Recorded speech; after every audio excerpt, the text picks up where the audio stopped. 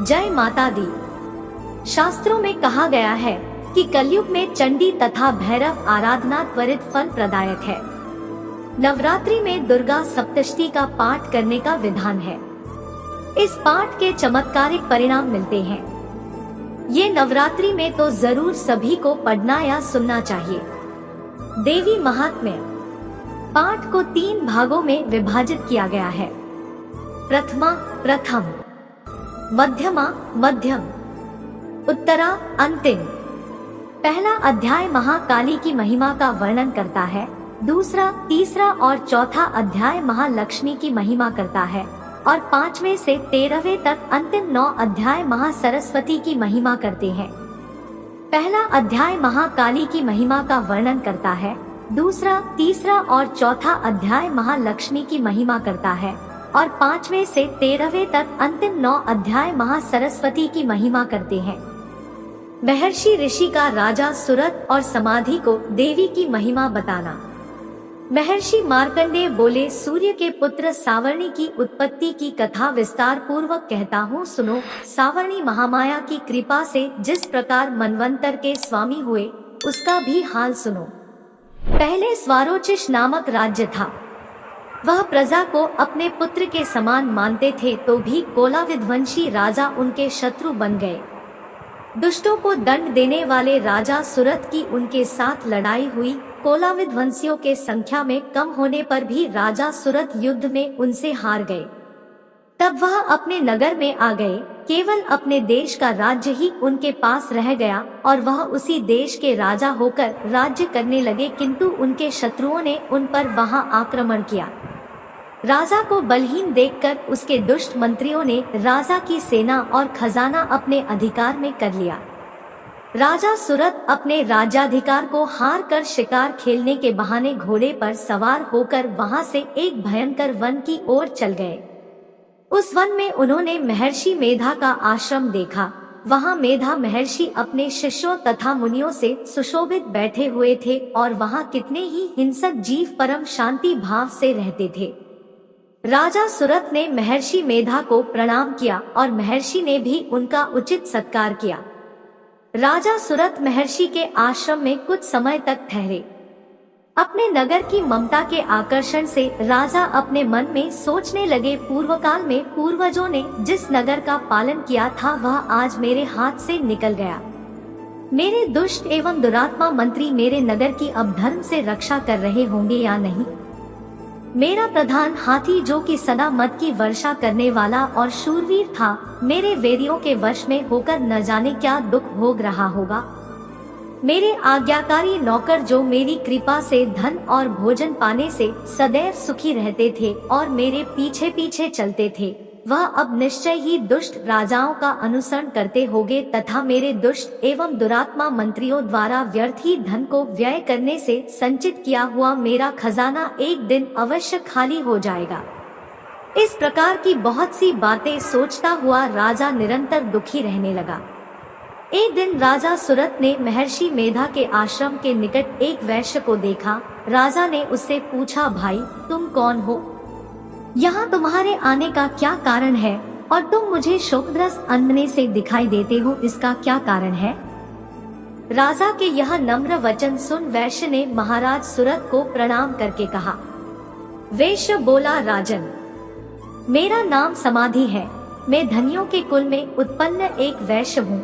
मेरे दुष्ट स्त्री पुत्रादिकों ने लोभ से मेरा सब धन छीन लिया है और मुझे घर से निकाल दिया है। मैं इस तरह से दुखी होकर इस वन में चला आया हूँ और यहाँ रहता हुआ मैं इस बात को भी नहीं जानता कि अब घर में इस समय सब कुशल है या नहीं।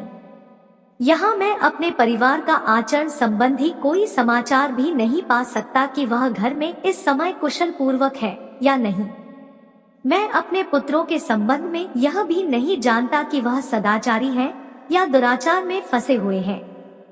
राजा बोले, जिस धन के लोभी स्त्री पुत्रों ने तुम्हें घर से निकाल दिया है, फिर भी तुम्हारा चित्त उनसे क्यों प्रेम करता है? वैश्य ने कहा, मेरे विषय में आपका ऐसा कहना ठीक है, किंतु मेरा मन इतना कठोर नहीं है। यद्यपि उन्होंने धन के लोभ में पड़कर पितृस्नेह को त्याग कर मुझे घर से निकाल दिया है, तो भी मेरे मन में उनके लिए कठोरता नहीं आती। हे महामते, मेरा मन फिर भी उनमें क्यों फंस रहा है, इस बात को जानता हुआ भी मैं नहीं जान रहा। मेरा चित्त उनके लिए दुखी है। मैं उनके लिए लंबी लंबी सांसें ले रहा हूँ। उन लोगों में प्रेम नाम को नहीं है, फिर भी ऐसे निह स्नेहियों के लिए मेरा हृदय कठोर नहीं होता। महर्षि मार्कंडेय जी ने कहा, हे ब्राह्मण। इसके पश्चात महाराज सुरथ और वह वैश्य दोनों महर्षि मेधा के समीप गए और उनके साथ यथायोग्य न्याय संभाषण करके दोनों ने वार्ता आरंभ की। राजा बोले, हे भगवान, मैं आपसे एक बात पूछना चाहता हूँ, सो आप कृपा करके मुझे बताइए। मेरा मन अधीन नहीं है, इससे मैं बहुत दुखी हूँ। राज्य धनादिक की चिंता अभी तक मुझे बनी हुई है और मेरी यह ममता अज्ञानियों की तरह बढ़ती ही जा रही है। और यह समाधि नामक वैश्य भी अपने घर से अपमानित होकर आया है। इसके स्वजनों ने भी इसे त्याग दिया है। स्वजनों से त्यागा हुआ भी यह हार्दिक प्रेम रखता है। इस तरह हम दोनों ही दुखी हैं। उनसे, हे महाभाग, उन लोगों के अवगुणों को देखकर भी हम दोनों के मन में उनके लिए ममता जनित आकर्षण उत्पन्न हो रहा है। हमारे ज्ञान रहते हुए भी ऐसा क्यों है? अज्ञानी मनुष्यों की तरह हम दोनों में यह मूर्खता क्यों है? महर्षि मेधा ने कहा, विषम मार्ग का ज्ञान सब जंतुओं को है। सबों के लिए विषय पृथक पृथक होते हैं। कुछ प्राणी दिन में नहीं देखते और कुछ रात को, परंतु कई जीव ऐसे हैं जो दिन तथा रात दोनों में देख सकते हैं। यह सत्य है कि मनुष्यों में ज्ञान प्रधान है, किंतु केवल मनुष्य ही ज्ञानी नहीं होता, पशु पक्षी आदि भी ज्ञान रखते हैं। जैसे यह पशु पक्षी ज्ञानी है, वैसे ही मनुष्यों का ज्ञान है, और जो ज्ञान मनुष्यों में वैसे ही पशु पक्षियों में है, तथा अन्य बातें भी दोनों में एक जैसी पाई जाती है। ज्ञान होने पर भी इन पक्षियों की ओर देखो कि अपने भूख से पीड़ित बच्चों की चोंच में कितने प्रेम से अन्न के दाने डालते हैं। हे राजन, ऐसा ही प्रेम मनुष्यों में अपनी संतान के प्रति भी पाया जाता है। लोभ के कारण अपने उपकार का बदला पाने के लिए मनुष्य पुत्रों की इच्छा करते हैं और इस प्रकार मोह के गड्ढे में गिरा करते हैं। भगवान श्रीहरि की जो माया है, उसी से यह संसार मोहित हो रहा है। इसमें आश्चर्य की कोई बात नहीं, क्योंकि वह भगवान विष्णु की योगनिद्रा है। यह माया ही तो है जिसके कारण संसार मोह में जकड़ा हुआ है। यही महामाया भगवती देवी ज्ञानियों के चित्त को बलपूर्वक खींचकर मोह में डाल देती है और उसी के द्वारा संपूर्ण जगत की उत्पत्ति होती है। यही भगवती देवी प्रसन्न होकर मनुष्य को मुक्ति प्रदान करती है। यही संसार के बंधन का कारण है तथा संपूर्ण ईश्वरों की भी स्वामिनी है। महाराज सुरथ ने पूछा, भगवान, वह देवी कौन सी है जिसको आप महामाया कहते हैं? हे ब्राह्मण, वह कैसे उत्पन्न हुई और उसका कार्य क्या है? उसके चरित्र कौन कौन से हैं? प्रभु, उसका जैसा प्रभाव हो, जैसा स्वरूप हो, वह सब ही कृपा कर मुझसे कहिए, मैं आपसे सुनना चाहता हूँ। महर्षि मेचा बोले, राजन, वह देवी तो नित्य स्वरूपा है। उसके द्वारा यह संसार रचा गया है। तब भी उसकी उत्पत्ति अनेक प्रकार से होती है। वह सब आप मुझसे सुनो। वह देवताओं का कार्य सिद्ध करने के लिए प्रकट होती है। उस समय वह उत्पन्न हुई कहलाती है। संसार को जलमय करके जब भगवान विष्णु योगनिद्रा का आश्रय लेकर शेषशय्या पर सो रहे थे, तब मधुकैटभ नाम के 2 असुर उनके कानों के मैल से प्रकट हुए और वह श्री ब्रह्मा जी को मारने के लिए तैयार हो गए।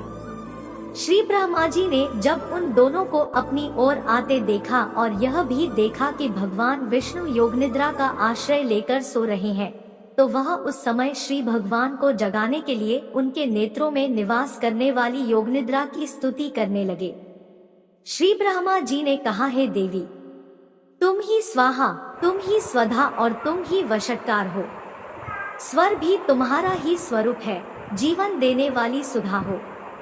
नित्य अक्षर प्रणव में अकार, उकार, मकार, इन तीनों में माताओं के रूप में तुम ही स्थित हो। इनके अतिरिक्त जो बिंदपद अर्धमात्रा है, जिसका कि विशेष रूप से उच्चारण नहीं किया जाता है। हे देवी, वह भी तुम ही हो।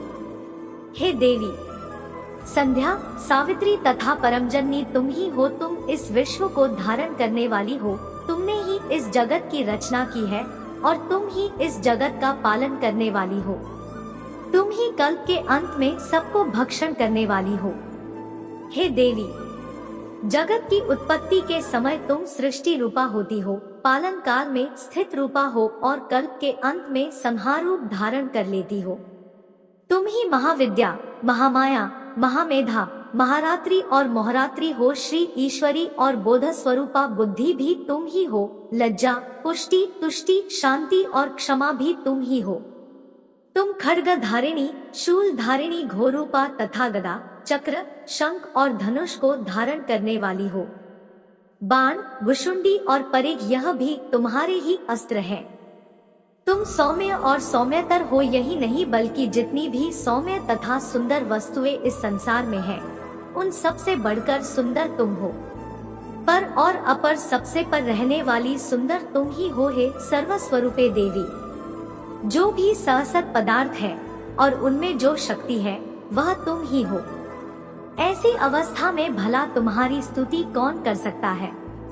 इस संसार की सृष्टि, पालन और संहार करने वाले जो भगवान हैं, उनको भी जब तुमने निद्रा के वशीभूत कर दिया है तो फिर तुम्हारी स्तुति कौन कर सकता है।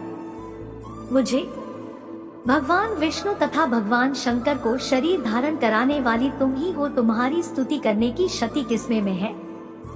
हे देवी, तुम तो अपने इन उदार प्रभावों के कारण ही प्रशंसनीय हो। मधु और कैटभ जो भयंकर असुर है, इन्हें मुंह में डाल दो और श्रीहरि भगवान विष्णु को भी जल्दी जगा दो और उनमें इनको मार डालने की बुद्धि भी उत्पन्न कर दो। महर्षि मेधा बोले, हे राजन, जब श्री ब्रह्मा जी ने देवी से इस प्रकार स्तुति करके भगवान को जगाने तथा मधु और कैटभ को मारने के लिए कहा तो वह भगवान श्री विष्णु के नेत्र, मुख, नासिका, बाहु, हृदय और वक्षस्थल से निकल ब्रह्मा जी के सामने खड़ी हो गई। उनका ऐसा करना था कि भगवान श्रीहरि तुरंत जाग उठे और दोनों असुरों को देखा, जो कि अत्यंत बलवान तथा पराक्रमी थे और मारे क्रोध के, जिनके नेत्र लाल हो रहे थे और जो ब्रह्मा जी का वध करने के लिए तैयार थे। तब क्रुद्ध हो उन दोनों दुरात्मा असुरों के साथ भगवान श्रीहरि पूरे 5000 वर्ष तक लड़ते रहे।